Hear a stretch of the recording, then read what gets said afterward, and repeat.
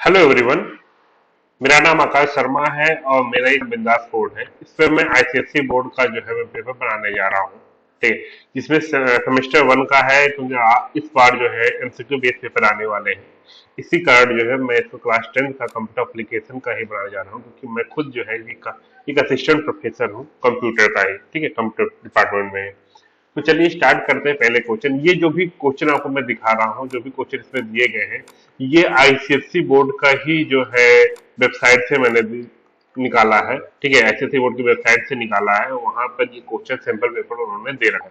तो इससे बहुत ज्यादा हेल्प मिलेगी, किस टाइप क्वेश्चन पूछे जाएंगे। मे भी इससे बहुत सारे क्वेश्चन हो सकता है रिपीट हो जाए एग्जाम में। तो चलिए स्टार्ट करते हैं। पहला क्वेश्चन लिखा है, choose the correct answer. Correct answer choose करना है। तो क्या है, which are the following are valid comment. कौन सा वैलिड कमेंट है? तो हमको कमेंट देने का दो तरीका होता है। एक ये होता है कि हम स्टार सिंबल लगा दें, बीच में कुछ लिखे और लास्ट में जो है इसको इस तरह से क्लोज कर दें। या तो सिंगल लाइन कमेंट होता है, ये होता है मल्टीपल लाइन कमेंट। जो कि हम सिंगल लाइन कमेंट होता है, डबल स्लैश के बाद यहाँ पर कुछ आगे लिखते हैं तो हमारा सिंगल लाइन कमेंट होता है। तो यहाँ पर साफ साफ आंसर दिख रहा है, पहला वाला और आपका थर्ड वाला। तो दोनों ये आंसर सही है। तो फर्स्ट एंड थर्ड यहाँ पर आपको लगा सकते हो, ये आंसर आपका यहाँ पर सही है। नेक्स्ट क्वेश्चन चलते हैं। Operator with higher precedence are evaluated before operator with relatively lower precedence. ठीक है। Arrange the operators given below in order of higher precedence to lower precedence. मतलब घूम फिर के है कि क्योंकि हमको मालूम है प्रेसिडेंस टेबल होता है, प्रेसिडेंस टेबल में हमको चेक करना पड़ेगा कौन सा प्रेसिडेंस उसका हाई है। तो यहाँ पर मैं आपको बता देता हूँ, सबसे पहले प्लस प्लस होता है, उसके बाद सेकंड नंबर पे आपका जो परसेंटेज आता है। ठीक है। देन आपका थर्ड नंबर पे आपका जो है आपका कंपेयर ऑपरेटर, ये कंपेयर होगा। उसके बाद यहाँ पर आपका ये आपका हो जाए। तो पहला क्या हुआ आपका, फर्स्ट आपका ये हुआ फर्स्ट, फिर उसके बाद सेकंड नंबर पे ये हुआ, फिर थर्ड नंबर पे ये हुआ, फोर्थ नंबर पे आपका ये हुआ। ठीक है। तो साफ साफ कर, तो जो भी आपका प्लस प्लस माइनस माइनस होगा सबसे पहले होगा। उसके बाद आपका जो है मैथमेटिकल ऑपरेशन होते हैं, प्लस माइनस चाहे मॉड्यूलस या आपका मल्टीपल डिवाइड होता है। उसके बाद आपका जाकर के जो है कंपेरिजन ऑपरेटर होता है, जिसको रिलेशन ऑपरेटर बोलते हो आप। उसके बाद आके लॉजिकल ऑपरेटर होता है। तो यहाँ पर आपका जो आंसर का है फोर्थ सेकंड यहाँ पर लगा, तो यही वाला आपका फोर्थ सेकंड आपका आंसर है। ठीक है। Next, which are the following keyword is use to create an instance of the class. तो आपको मालूम होगा कि हम ऐसा कुछ स्टेटमेंट लिखते हैं, scanner S C equal to new scanner, और यहाँ पर हम लिखते हैं सिस्टम डॉट इन। ठीक है, इस तरह से कुछ लिखते हैं। तो यहाँ पर आप क्या था, इंस्टेंस जब बनाते कौन सा कीवर्ड यूज कर रहे हो, न्यू का। तो यहाँ पर आंसर लगा दिया न्यू का। ठीक। Next, what is A final variable store in x. मतलब एक्स में क्या फाइनली स्टोर होगा। तो यहाँ पर क्या है कि वैल्यू क्या दे रखा है, यहाँ पर -8.35। सबसे पहले ये वाला ऑपरेशन परफॉर्म होगा। तो ये फ्लोर है, दो ऑपरेशन होते हैं, एक फ्लोर होता है, एक सील होता है। फ्लोर तो याद आपको मालूम है, एक रूम है, एक रूम में नीचे क्या होता है, फ्लोर होता है। ठीक, ऊपर क्या होती है, सीलिंग होती है, सीलिंग होती है। तो फ्लोर ऑपरेशन क्या करता है, अगर मान लो इसमें लिखा है 8.35, तो ये क्या करता है, ये नीचे की तरफ पुश करता है। इसका मतलब इसकी वैल्यू हो जाती है 8। ठीक है। और सील ऑपरेशन होता है तो क्या ऊपर ले जाता है, ये क्या करता है, इसकी वैल्यू कर देता है 9। लेकिन यहाँ पर आप, यहाँ पर क्या होता है, ये दिया गया निगेटिव में। तो निगेटिव में देने के कारण -8.35 दिया गया है। तो नीचे पुश करेंगे तो क्या होगा, अब इस नीचे मतलब निगेटिव में और नीचे जब जाएंगे तो इसकी वैल्यू हो जाएगी 9.00। तो ये माइनस में 9.00। अगर सील होता तो ये ऊपर जाता, ऊपर क्या था, बड़ा हो जाता, तो बड़ा होना तो 8.8 आ जाता है इसकी वैल्यू। तो ध्यान देना, सीलिंग नीचे होती है, सीलिंग ऊपर होती है, फ्लोर नीचे होता है। तो इसकी वैल्यू क्या होगा, ये आपका क्या किस में कन्वर्ट किया, ये कन्वर्ट किया -9.0 में कन्वर्ट किया। अब इसको आप एबीएस के थ्रू ले जाओगे तो एबीएस क्या करेगा, जो है निगेटिव को पॉजिटिव बनाता है, पॉजिटिव को पॉजिटिव रखता है। तो इसका मतलब है एबीएस क्या करेगा, यहाँ पर 9 के, यहाँ पर जो आंसर आएगा फाइनली वो 9.0 ही आएगा। ठीक है। एबीएस में क्या होता है कि अगर -1 दे रहे हैं एबीएस में तो इसके 1 दे देगा, 1 दे रहे हैं तब इसका 1 आएगा वैल्यू। तो निगेटिव या पॉजिटिव दोनों हमेशा पॉजिटिव आंसर देता है। उसकी वैल्यू कितनी आएगी आपकी 9। तो इसका आंसर आपका करेक्ट आंसर 9 हो जाएगा। ठीक है। Next, name the type of error in the statement given below. कौन सा एरर है, तो यहाँ पर आपका क्या है, सबसे यहाँ पंगा है कि यह डिवाइड बाय जीरो, कोई भी अगर नंबर हमारा अगर 100 डिवाइड बाय जीरो करते हैं, इसकी वैल्यू जो आती है इनफाइनाइट, ठीक है, इनफाइनाइट वैल्यू आती है, इन वैल्यू हम मेमोरी में स्टोर नहीं कर सकते हैं, ठीक है। इसी कारण ये जो एरर है वो एरर आता है रन टाइम में। तो हमेशा जो टाइप के एरर आते हैं वो आते हैं रन टाइम, इसको बोलते हैं रन टाइम एरर है, ठीक है। और इसके बाद जो एरर जनरेट होता है वो divide by zero exception generate होता है। Next, fill in the blanks, blank fill करना है। तो यहाँ पर क्या है, dash allow a class to use the property and method of another class, of another class. तो हमको मालूम है ये किस में होता है, इनहेरिटेंस में। इनहेरिटेंस में क्या होता है, क्लास अगर ए है, ठीक है, और एक क्लास बी है, तो बी क्या, ये बी है तो बी क्या करता है, ए की प्रॉपर्टी को ले लेता है, ठीक है। इसको क्या, इस कॉन्सेप्ट का बोलते हैं इनहेरिटेंस। पॉलीमॉर्फिज्म क्या होता है कि अगर हम चाहे कि कई सारे फंक्शन सेम नाम के हो, काम अलग अलग हो, जैसे फंक्शन ओवरलोडिंग, तो क्या होता है, वो पॉलीमॉर्फिज्म होता है। इनकैप्सुलेशन मतलब क्लास, हम क्लास जब बना रहे हैं, क्लास में क्या होता है कि मल्टीपल टाइप के जो है, मल्टीपल टाइप के वेरिएबल, मल्टीपल टाइप के आपके फंक्शन एक साथ रख दिए जाते हैं और एक बंडल बना दिया जाता है जिसका नाम ए रख दिया गया, तो इसको क्या बोलते हैं, आपका इनकैप्सुलेशन, जब मल्टीपल यूनिट को एक सिंगल यूनिट की तरह ट्रीट करते हैं।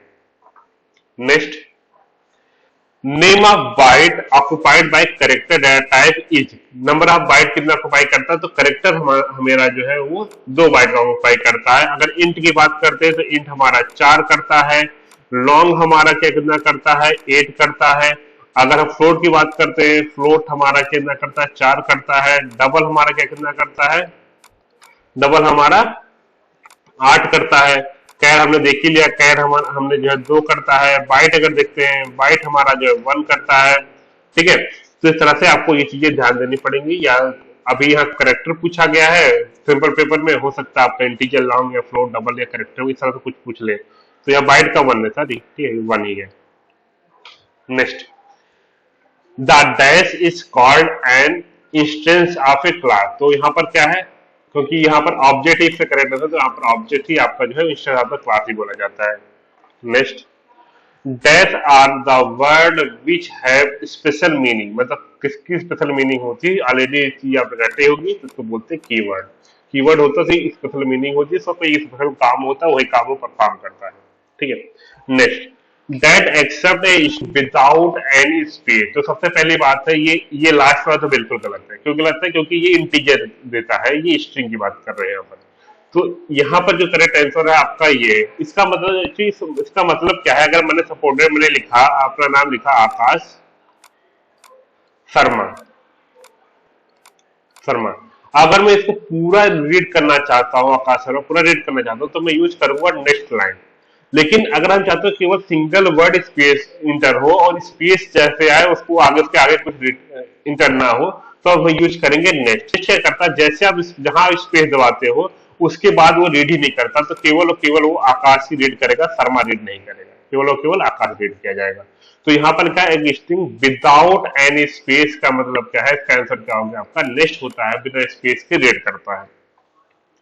नेक्स्ट, ठीक है, नेम द फॉलोइंग। तो पहला क्या है आपका, keyword to make a variable as a class variable, ठीक है, किसी क्लास का वेरिएबल बनाने के लिए हम यूज करते हैं स्टैटिक कीवर्ड को। स्टैटिक कीवर्ड क्या करता है, सपोर्टेड हमारे पास किसी ऑब्जेक्ट के अलग अलग वेरिएबल है, जैसे मान लो अलग अलग, सॉरी, एक किसी क्लास के अलग अलग ऑब्जेक्ट है, एक आपका ऑब्जेक्ट 1 है, एक ऑब्जेक्ट 2 है, एक ऑब्जेक्ट 3। अगर नॉर्मल वेरिएबल होंगे तो नॉर्मल वेरिएबल मान लो एक एक्स नाम का एक नॉर्मल वेरिएबल था, तो सबके लिए अलग अलग कॉपी बनेगी, इसके लिए भी एक्स बनेगा, इसके लिए भी एक्स बनेगा, इसके लिए भी एक्स बनेगा, सबके लिए अलग अलग बनेगा।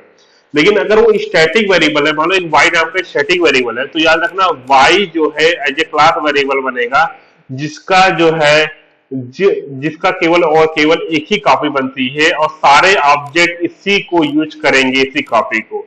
इसका मतलब अगर ऑब्जेक्ट 1 ने इसमें जो है डाल दिया 10, तो इसका मतलब है सभी के लिए y की वैल्यू क्या हो जाएगी 10, क्योंकि ये y जो है वो क्या है, स्टैटिक है। तो स्टैटिक याद रखना, स्टैटिक वेरिएबल की केवल और केवल सिंगल कॉपी बनती है, ठीक है। Next, intermediate code obtain after compilation, तो कंपाइलेशन के बाद कौन सा कोड बनता है उसको बोलते हैं बाइट कोड। बाइट कोड बनता है कंपाइल होने के बाद। बाइट कोड ही आपका जेवीएम द्वारा जो है एग्जीक्यूट किया जाता है। जेवीएम का फुल फॉर्म क्या है? Java virtual machine. नेक्स्ट, थोड़ा सा रिलीफ ले लो, थोड़ा सा चिल मारो, ठीक है, क्योंकि थोड़ा सा वीडियो लंबा जाएगा तो ज्यादा देर तक वीडियो देखते देखते ना दिमाग में थोड़ा खुराफात होने लगता है, फिर ज्यादा नींद आने लगती है, कुछ समझ में आता नहीं है। तो थोड़ा सा वीडियो पॉज करके आप थोड़ा सा आगे कंटिन्यू कर सकते हो, ठीक है। तो चलो स्टार्ट करते हैं इस क्वेश्चन को। The method with same name as the class name and which does not have return type is card. मतलब एक उन्होंने बोला कि क्लास नेम है, एक क्लास नेम जो मेथड है आपका, वो उसका नाम जो है क्लास नेम से पड़ा हुआ है। मतलब जो क्लास नेम का नाम ए है तो उसका मेथड का नाम भी ए है, ठीक है, और उसका कोई रिटर्न टाइप नहीं है, तो इसका मतलब सिंपल से मतलब ये है कंस्ट्रक्टर। कंस्ट्रक्टर का रूल ही ये होता है कि क्लास नेम और constructor name should be same, और कोई रिटर्न टाइप नहीं दे सकते, इवन वाइड भी हम नहीं दे सकते, ठीक है। Next, the statement to stop the execution of construct, ठीक है। तो अगर एग्जीक्यूशन स्टॉप करना है तो हम वहां यूज करते हैं system dot exit. System dot exit का मतलब तुरंत वहां से खत्म, प्रोग्राम खत्म करके बाहर निकल जाता है, ठीक है। ब्रेक तो केवल जंप कराने के लिए करते हैं, और स्टॉप कुछ हमारा स्टॉप नामा कुछ ऐसा कुछ होता नहीं है जावा में, ठीक है। तो यहाँ पर सिस्टम डॉट एग्जिट आपका होता है, जिसके थ्रू हम प्रोग्राम को एग्जिट कर देते हैं, यहाँ 0 देते हैं। अब बहुत बार क्वेश्चन आप लोगों को शायद क्वेश्चन होगा कि 0 ही क्यों देते हैं, 1 क्यों देते हैं, 2 देते हैं, 3 क्यों नहीं देते हैं, क्योंकि आप 1 2 3 जो भी देना चाहो यहाँ पे दे सकते हो। तो बस याद रखो 0 ये स्टेटस सिंबल है कि हमारा प्रोग्राम सक्सेसफुली एग्जीक्यूट हुआ है, उसके बाद एग्जिट हुआ है, ठीक है। Next, invoking a method by passing the object of A class is terminate. मतलब एक मेथड है, मान लो हमारा एक मेथड है ऐड नाम का, और इसमें हमने एक क्लास है ए नाम का, उसका ऑब्जेक्ट ए पास कर रहे हैं, ठीक है।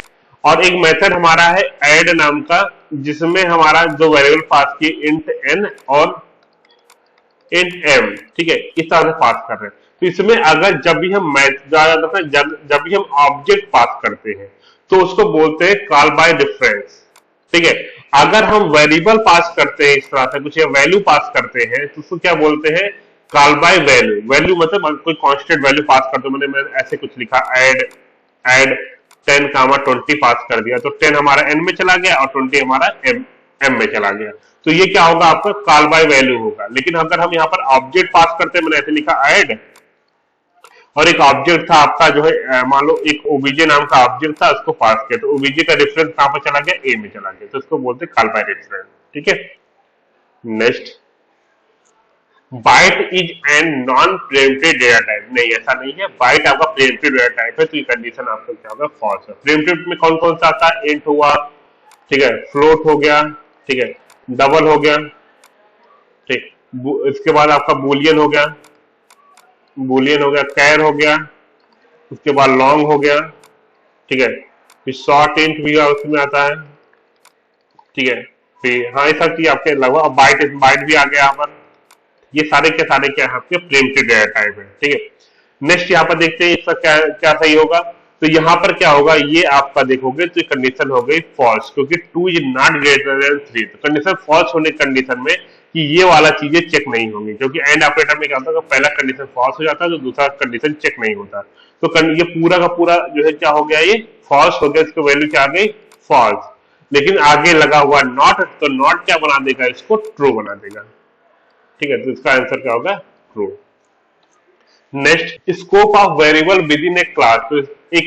तो scope of variable, scope of local variable is within a class. नहीं भैया, ऐसा क्या है? जो लोकल वेरिएबल होते हैं वो किसी फंक्शन के होते हैं। जैसे मैंने लिखा एक ऐड नाम का फंक्शन है, और मैं लिखा एंट एन, ठीक है। तो एंट एन जो है आपका वो एक लोकल वेरिएबल हुआ, और जिसका जो है स्कोप जो है केवल और केवल इसी फंक्शन के अंदर ही होगा।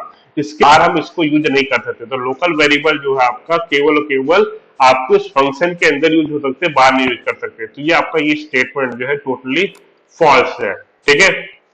Then the default statement is optional in switch case. तो स्विच केस में डिफॉल्ट देते हैं कि अगर कुछ भी ना मैच करे तो डिफॉल्ट काम चले।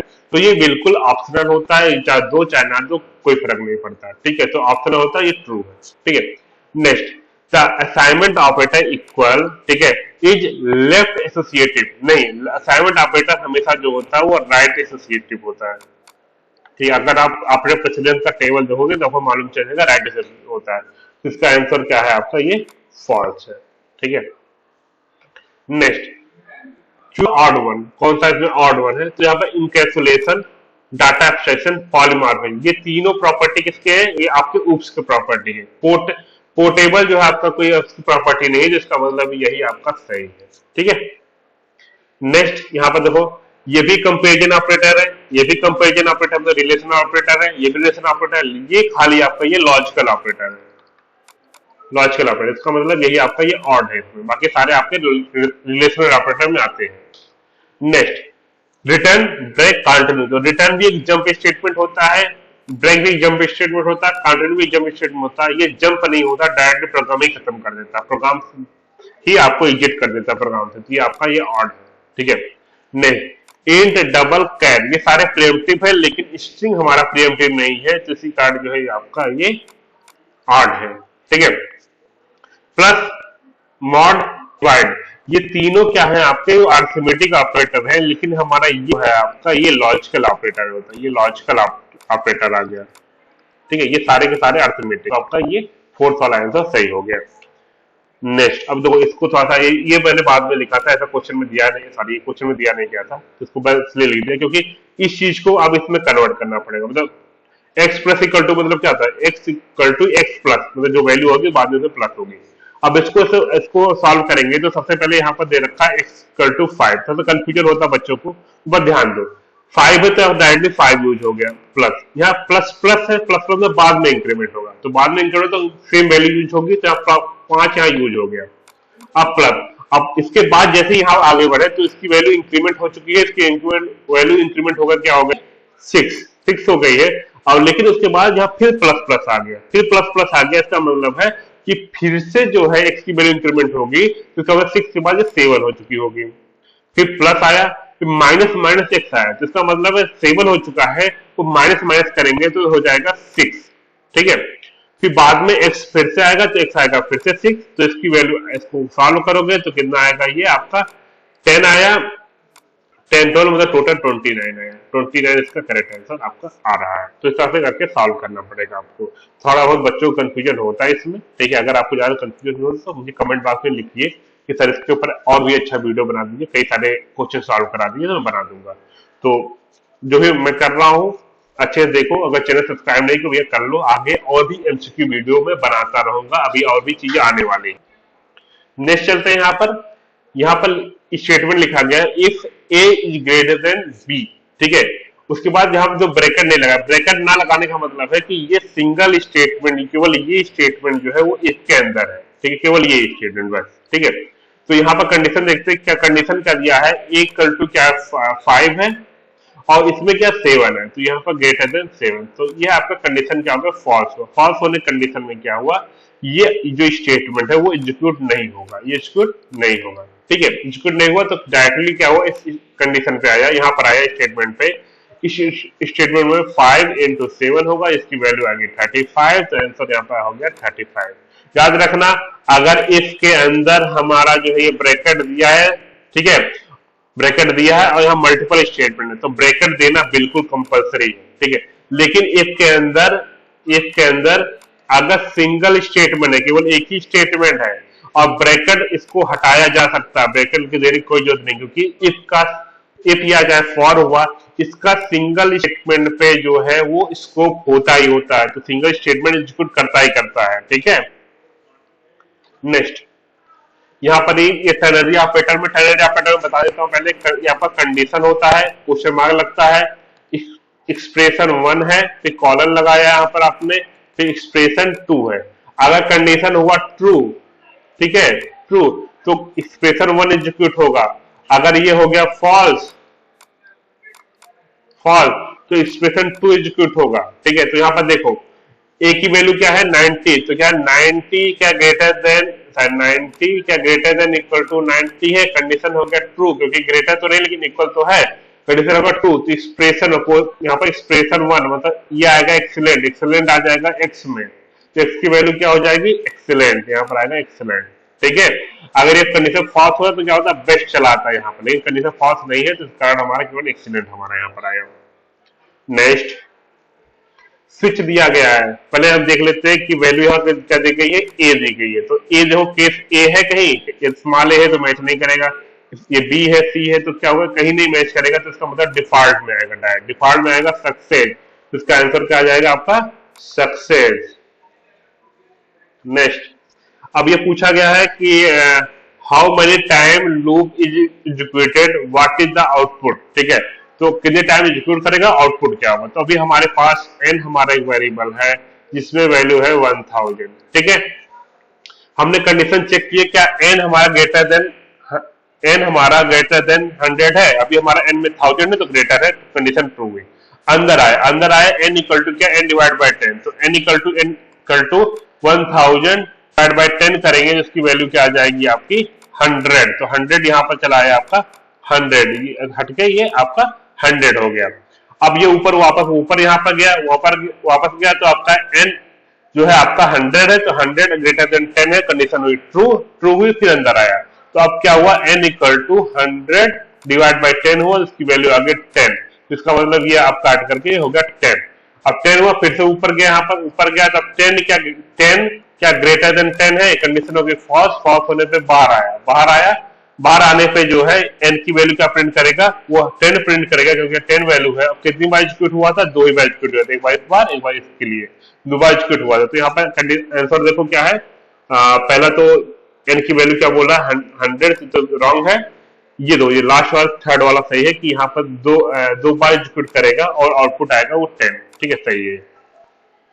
नेक्स्ट चलते हैं, यहाँ पर थोड़ा सा बहुत बड़ा सा क्वेश्चन दे रखा है, तो ध्यान दो, पर इन सब क्वेश्चन में बहुत बेसिक चीजें होती है। ठीक है, ध्यान दो, पहला यहाँ पर दे रखा क्लास नेम क्या है, आपका ओवरलोड है। ठीक है, उसके बाद एक मेथड है प्रिंट नाम का मेथड है, जो प्रिंट करेगा फर्स्ट n नेचुरल नंबर को। ठीक है, देन बूलियन है, बूलियन प्रिंट क्या करेगा, एक m है और एक दो इसमें वेरिएबल पास होंगे और इंटीजर टाइप के पास होंगे, to check whether n is multiple of m, मतलब अगर n हमारा 15 है तो m हमारा 3 है, तो अब ऐसी बात है कि n हमारा मल्टीपल ऑफ 3 है, क्योंकि 3 है, इसका मतलब क्या है कि अगर हम n मॉड m करते हैं तो हमको 0 मिलेगा।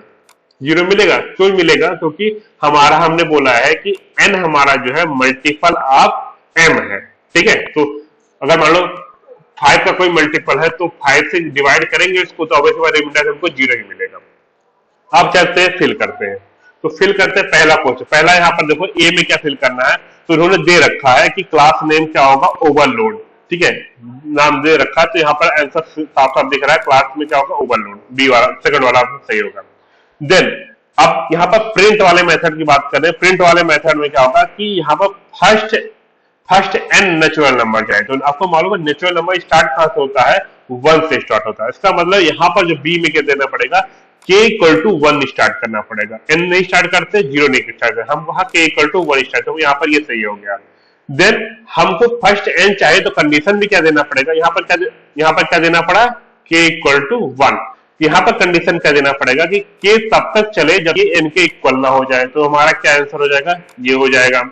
और बार बार इसको इंक्रीमेंट करना पड़ेगा, तो इंक्रीमेंट करने के लिए एक एक इंक्रीमेंट करना पड़ेगा, क्योंकि हमको 1 2 3 4 इस तरह करके प्रिंट करना है, तो इसका मतलब है कि हर बार प्लस होगा तो k प्लस प्लस हो जाएगा, इसका मतलब ये आपका सही है। नेक्स्ट यहाँ पर ई वाले में देखते हैं, यहाँ पर क्या बूलियन है, प्रिंट एक इंट m है और दूसरा यहाँ पर जो साफ साफ दे रखा है इंट n, यहाँ पर दे ही रखा है, तो इसका मतलब क्या है, ये इंट n है। ठीक है, और f वाले में देख लेते हैं, हमने बोला था कि इसको प्रिंट करना है कि n हमारा जो है n हमारा मल्टीपल ऑफ m है, इसका मतलब है यही कंडीशन हमको चाहिए। तो ये कंडीशन चाहिए कि इफ n हमारा अगर मॉड m करे और इक्वल टू 0 दे दे, इसका मतलब वो आपका मल्टीपल है उसका, तो हमारा ये पहला वाला जो है वो बिल्कुल सही है, सही वाला। ठीक है, तो क्या लिखा जाएगा आपका, if n mod m equal to, sorry double equal लगाना था, गलती लग गया, सॉरी, तो 0। ठीक है, आई थिंक 100 पल्ले पड़ा होगा। कुछ समझ में ना आए तो भैया बता देना, ठीक है। नेक्स्ट नेक्स्ट टाइम और भी जो एमसीक्यू बनाऊंगा तो उसमें और अच्छे से एक्सप्लेन करूंगा ये सब चीजों को, क्योंकि एमसीक्यू पेपर आए तो कहीं ना कहीं आपको एमसीक्यू सॉल्व करना पड़ेगा, उसके बिना मजा नहीं आने वाला एग्जाम में आपको। नेक्स्ट चलते हैं, आपका ये क्वेश्चन आपके पास है, ये भी थोड़ा सा बहुत लेंथी टाइप का क्वेश्चन दे रखा है, लेकिन हम बेसिक बेसिक चीज देखते हैं यहाँ पर, ठीक है। तो यहाँ पर पहला देखो, पहला क्या हमारा क्लास नेम का टेलीफोन है, एक वेरिएबल है हमारा एनओसी का नंबर ऑफ कॉल लेगा, दूसरा हमारा बिल है, ठीक है। तीसरा क्या है, एक स्ट्रिंग है। तो तीन नाम के वेरिएबल है, इसको मैं हाईलाइट कर दिया हूं, ठीक है। इनपुट एक होगा जो हमारा एक्सेप्ट करेगा जो data using the scanner, scanner के थ्रू डाटा एक्सेप्ट करेगा तो हमारा इनपुट मतलब नंबर ऑफ कॉल को रीड करेगा। प्रिंट करेगा, प्रिंट द डिटेल, जो डिटेल प्रिंट करना प्रिंट करेगा। कैलकुलेट क्या करेगा, हमारा to calculate the telephone bill as per the following criteria. Criteria क्या दे रखा है कि फर्स्ट 100 कॉल जो है आपका फ्री होगा, मतलब अगर हमने 100 कॉल किया है तो भैया 1 रुपए नहीं देना है, कितना अच्छी बात है, ठीक है। लेकिन 100 कॉल से ज्यादा अगर होगा तो हमको 2.5 हमको पर रुपीज पर कॉल हमको देना पड़ेगा। इसका मतलब मैंने अगर 120 कॉल कर दिया तो इसका मतलब क्या है, 100 माइनस माइनस सॉरी 100 नहीं, यहाँ पर उल्टा करा, 120 माइनस 100 जितना भी आएगा इसमें इससे मल्टीप्लाई कर देंगे हमारा 2.5 का, मतलब 100 का अगर फ्री है तो इसका मतलब 20 इंटू 2.5 करेंगे तो इतना रुपए हमको पे करना पड़ेगा जो भी इसमें आएगा, ठीक है। तो इसका मतलब है 100 कॉल तक फ्री, उसके बाद हमको बाकी देखना पड़ेगा। बाकी यहाँ मेन मेथड के लिए बोला गया कि इन्वोक करेगा ये फंक्शन को। अब देखते हैं, पहले ऑप्शन क्वेश्चन देखते हैं, क्वेश्चन के बाद ऑप्शन देखते हैं। तो पहला क्या है, क्लास नेम। क्लास नेम यहाँ पूछा क्लास नेम क्या होगा, तो भैया क्लास देखो यहाँ पर क्लास दे रखा टेलीफोन, तो लगा दो भैया टेलीफोन, ठीक है, क्लास टेलीफोन। देन क्या दे रखा कि यहाँ पर स्कैनर ओबी इक्वल टू, तो यहाँ पर ओबी इक्वल टू, यहाँ पर देखो कोई कीवर्ड गायब है, तो कौन सा कीवर्ड गायब है, न्यू कीवर्ड गायब है। तो मालूम न्यू के थ्रू जो है बनाते, तो न्यू अब ऐसा दिखी रहा कि ओबी इक्वल टू न्यू स्कैनर, फिर यहाँ पर सिस्टम डॉट इन लिखा जाता है, तो यहाँ पर ओबी है, ठीक है। यहाँ पर क्या है, न्यू है, तो यहाँ पर क्या था, टेलीफोन,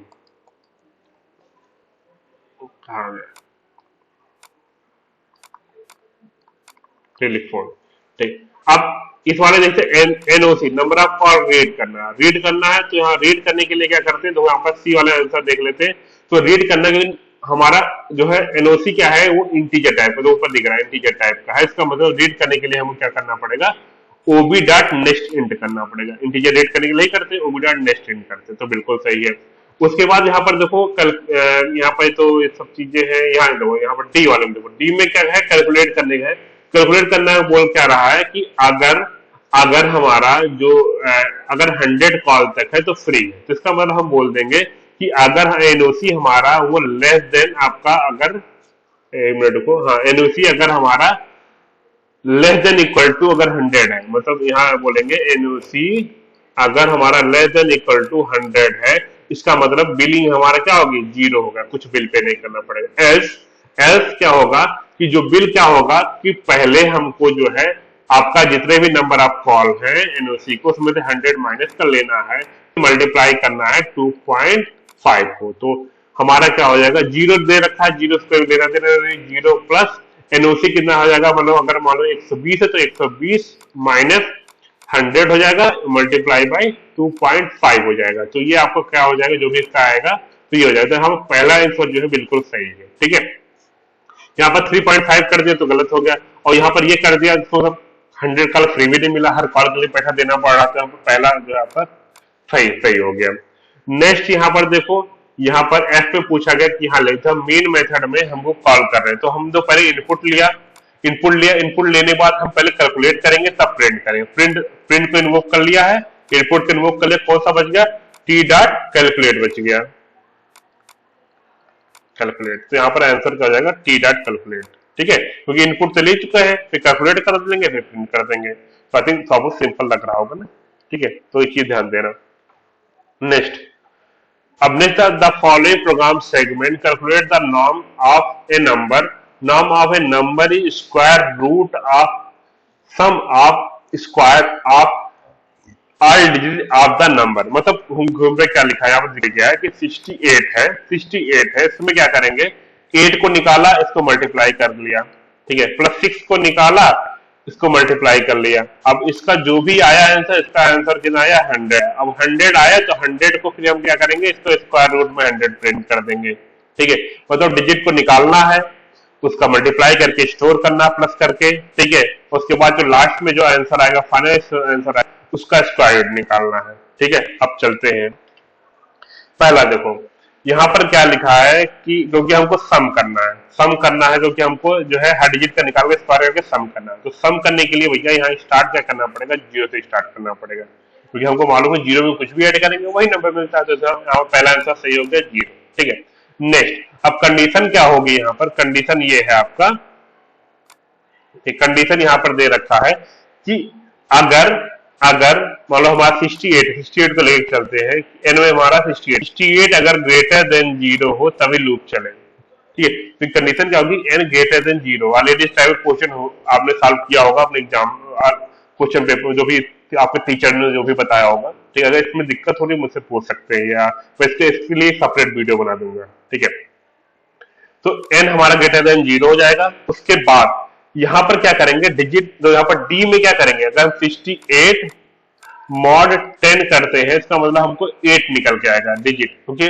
अगर 68 को डिवाइड बाय 10 करेंगे तो रिमाइंडर कितना मिलेगा, 8 मिलेगा। तो डी में क्या आ जाएगा आपका, 8 आ जाएगा। अब यहां पर क्या करेंगे, sum equal to sum plus D into D, क्योंकि हमको जो है हर डिजिट को निकाल करके इसका जो है मल्टीप्लाई भी करना, मल्टीप्लाई करके स्टोर कराना। तो डी इंटू डी, तो यहाँ पर क्या हो जाएगा, sum equal to sum plus D into D. ठीक है, नेक्स्ट एन डिवाइड बाय 10, तो ये क्या होगा, डिवाइड बाय सही है, तो यहाँ पर ये लूप चलेगा। और यहाँ पर लास्ट में प्रिंट क्या कर रहे हैं हम, क्योंकि अगर मान लो ये पूरा लूप चला, हमको मिला 100 और 100 मिला सम में। अब जब सम को प्रिंट करेंगे तो हमको सम का स्क्वायर रूट प्रिंट करना पड़ेगा। तो यहाँ पर लिखेंगे math.sqrt, यहाँ लिखेंगे s। ठीक है, तो यहाँ पर आंसर क्या सही है आपका, ये सही। ये क्यों नहीं गड़बड़ा, क्योंकि इस तरह से नाम नहीं होता है। ठीक है, sqrt और n का sqrt नहीं प्रिंट करना, sum का करना, जिस सम में हम सारी वैल्यू को कैलकुलेट कर रहे हैं। ठीक है, अगर इसमें कुछ में भी शायद दिक्कत होगी, अगर आपको बेसिक प्रोग्रामिंग बिल्कुल नहीं आती है इसकी, तो इसमें दिक्कत होगी। ठीक है, अगर आप, क्योंकि अभी इसमें अगर इस प्रोग्राम को एक्सप्लेन करूंगा तो ज्यादा टाइम ले लेगा, ये इसका एक सेपरेट वीडियो में बना दूंगा। ये केस स्टडी है। ठीक है, बहुत ही सिंपल, बहुत ही सिंपल। आप वीडियो पॉज करो, आराम से इसको पढ़ लो, फिर आपको एक मैजिक बताता हूँ। ठीक है, पढ़ लिया, वीडियो पॉज करके पढ़ लिया, चलो बिना पढ़े मैं इसका आंसर दे देता हूं। देखो लिखा, what are the two decision control statement in Java. तो दो डिसीजन कंट्रोल कौन से होते हैं, एक इफ होता है, एक स्विच होता है। सही हो गया। दूसरा, if and if statement with in another if statement, मतलब एक इफ दे रखा है, इसके अंदर जो है हम, इसके अंदर फिर हमने एक इफ यूज कर लिया, इसका मतलब क्या बोलते हैं, इसको बोलते हैं नेस्टेड इफ। ठीक है, नेक्स्ट, नेम गिवन आप repetitive execution of A set of statement, मतलब कुछ स्टेटमेंट है बार बार उसको एग्जीक्यूट हो रहे हैं, बार बार क्या बोलते हैं, वैसे बात को लूपिंग बोलते हैं। ठीक है, next, which are the following does not execute even once, कौन सा एक बार में एग्जीक्यूट नहीं करेगा। तो यहाँ पे देखो 1 है, 1 से चालू करेगा, कंडीशन सही है, 1 लेस देन 100, तो एक बार तो एग्जीक्यूट करेगा ये, क्योंकि कंडीशन ट्रू हो गई। तो ये तो गड़बड़िया गड़बड़ हो गया मामला। यहाँ पर कंडीशन है 10 क्या लेस, यहाँ पर कंडीशन, अब यहाँ पर के की वैल्यू क्या है, 10 है, 10 लेस देन 1, कंडीशन क्या हो गई, फॉल्स, पहली वाली फॉल्स हो गई। अब प्लस प्लस करेंगे तो 10 की वैल्यू क्या 11 हो जाएगी, फिर कंडीशन ट्रू, फिर प्लस प्लस करेंगे 12 हो जाएगा। कंडीशन ट्रू होता है, बार बार कंडीशन ट्रू ही रहेगा। तो कंडीशन ट्रू कब, एक बार कंडीशन ट्रू फॉल्स हो तो बाहर ही निकल जाएगा, एग्जीक्यूट करेगा ही नहीं। तो आपका ये आपका सही है। ठीक है, तो देखा, इधर जो बकवास दे रखा था उससे ज्यादा जरूरत नहीं थी, डायरेक्टली यहाँ पर आपका काम चल जाता है। डायरेक्टली अगर आपको बेसिक जावा नॉलेज है तो डायरेक्टली आप आंसर कर सकते हो, लेकिन सेफ साइड होने के लिए तो ये पढ़ लेना, उसके बाद आंसर करना। तो इस वीडियो में इतना ही। तो अब वीडियो बहुत लंबा खिंच गया है। इसके बाद, ये तो सिंपल पेपर था, इसके बाद मैं और भी एमसीक्यू के जो है वीडियो बनाने वाला हूँ आपके लिए, जिससे आपको जो अगर एग्जाम में, सेमेस्टर एग्जाम में कोई भी दिक्कत ना हो। अगर आप ज्यादा लाइक करते हो, ज्यादा कमेंट करते हो, ज्यादा सब्सक्राइब करते हो, तो आपको सेमेस्टर 2 में भी मैं अच्छे से हेल्प कर दूंगा। तो मिलते हैं नेक्स्ट वीडियो में, तब तक के लिए टाटा बाय बाय।